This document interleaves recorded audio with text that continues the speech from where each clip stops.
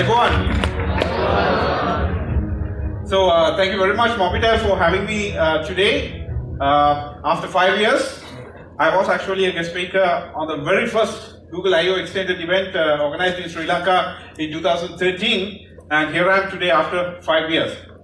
So first thing first, my usual questions in all of my sessions.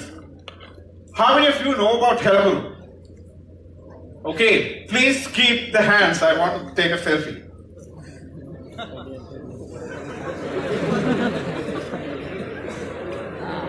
Okay, thank you very much. So with that, I have a special announcement. Actually, I was to make a different announcement, but I kept that for later. This is actually a sudden announcement. 2 days ago, helakuru passed 4 million downloads, being the most downloaded mobile app in Sri Lanka. Thank you very much. And another one, in a parallel Google I/O event, today, helakuru became the best Sri Lankan Android app a couple of hours ago. Okay, so with that achievement, right now, we actually only second to the Facebook app in terms of the Sri Lankan downloads. So this is actually totally because of you, the helakuru fans and helakuru users who love our products, who love our Sri Lankan digital products. So thank you for all of them for your loyalty for helakuru. Okay, so today I'm going to talk to you about 3 P's to become a successful entrepreneur, right? So, can anyone of you guess what is the first P? I'm going to tell you. What is the first P I'm going to tell you? Any guesses? Any guesses? What? Pay here? Yes, pay here is also one P that every entrepreneur will need to become successful. That's why actually I created with a lot of passion, despite of all the barriers I had to face. But today actually, I'm going to tell you about 3 P's that you need to have in your life to be a successful entrepreneur.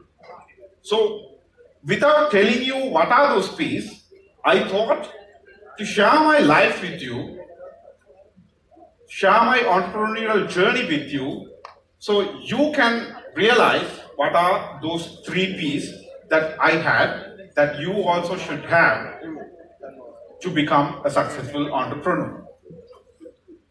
So, you know, actually, you may know me as an entrepreneur, right? After I started Basha, after I started helakuru, after I started Pay Here, you may know something about me.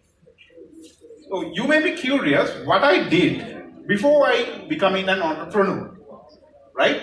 So I thought to share with you my life from that age, right? මේ දවස්වල තියෙනවනේ මේ පරණ photo උඩට අදින scene එකක්. So this was me when I was at school. I was a regular student, but I also did many stuff in the school as well. I was even the head prefect of the school during my school time. And at our school age, we had to do an A-level project in the A-level years, right? It's an individual project. So this was actually the A-level project I did. I created a little piece of software called Manavya, which is kind of an biological encyclopedia kind of thing in Sinhala. And even I received a Young Computer Scientist Award in 2007 for this little piece of software.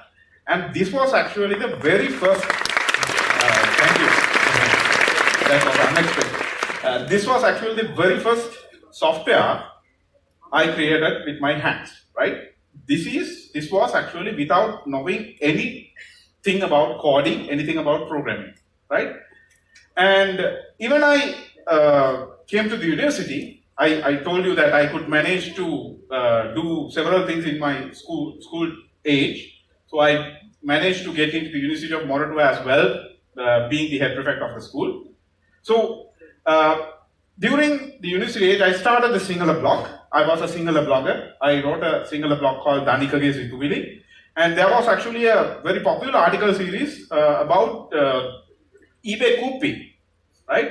It was called eBay Kupi, and I wrote about buying stuff from internet, opening up a PayPal account and connecting it with your eBay account, and how to buy stuff from eBay. So that article series was really popular at that time. So this was another thing that I did before I became an entrepreneur.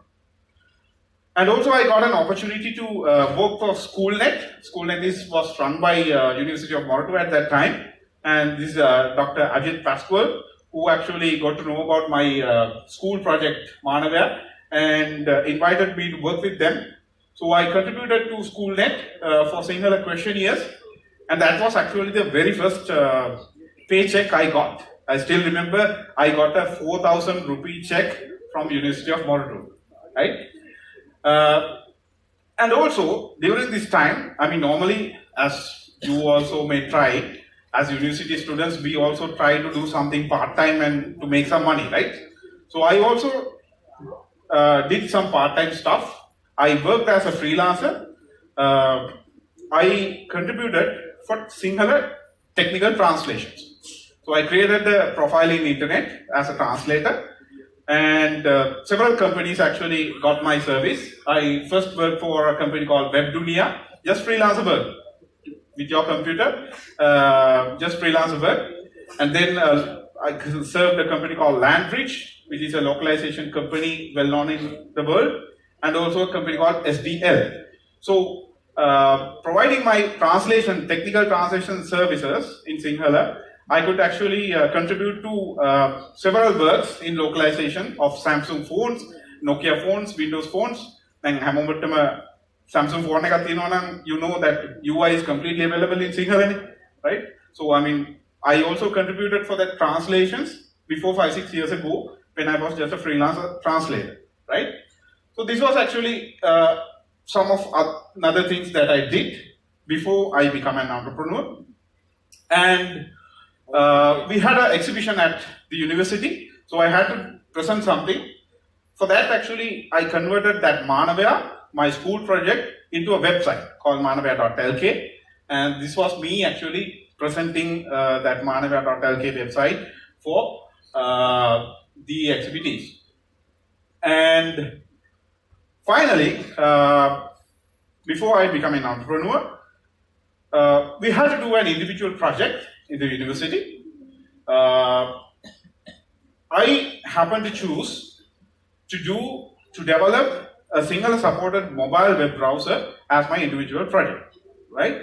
So that was actually called Set Browser, and I launched it, I released it open source as Set Browser as my university project. So those are some of the things that I did before I become an entrepreneur, right? Do you see something common in all of these, right? Do you see something common in all of these, which I did, right? There is something in common, right? Sinhala, right? Local language stuff, right? So that was actually my passion. That was actually my passion, the burning desire I had to do something again and again. And that was actually the first P you need to have if you want to become a successful entrepreneur, right?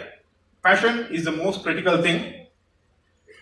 And believe me, each and every one of you have a unique passion in your life, right? Each and every one of you have a unique passion. It's just a matter of time when you realize that passion.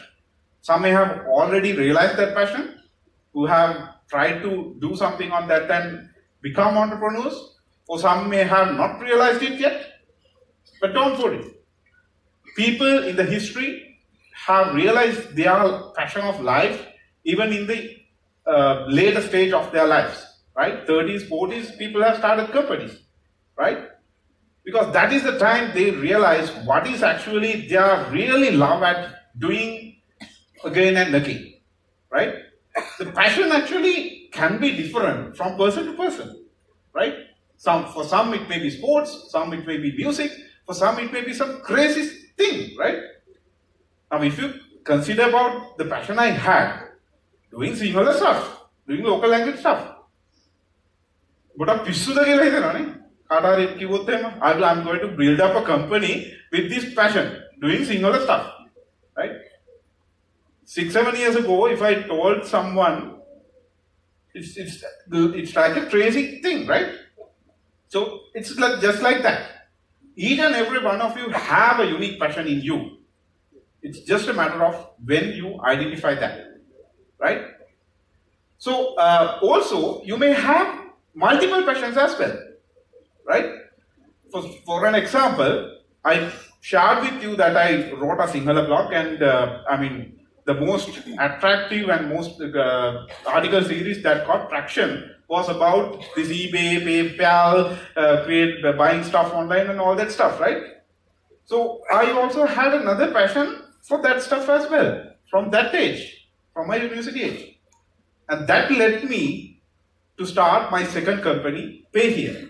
PayHere is about what? E-commerce, right? E-commerce payments. So I had another passion, which I realized a little bit later, and somehow after realizing that, I could build another company out of that passion as well, right?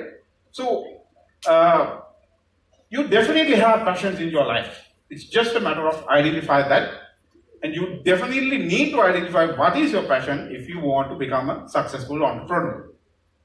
So okay, now you have the passion. Now what? Passion itself won't be enough for you to become a successful entrepreneur, because you will face a lot of discouragements in and out, right? Discouragement can be internally or externally, right? Internally, you will find out a passion, you will find out an idea on you, but you will figure out, I don't have any knowledge to build this. I don't have any knowledge to implement this, right? And I don't have any resources, I don't have any equipment to do this stuff. And I don't have any contacts, business relationships to find out a client, right? I don't have any funds to invest on this. Internal discouragements that you have, even though you have the passion, right? And it can be external as well. There are people, are you crazy? Right? And there are chow chows.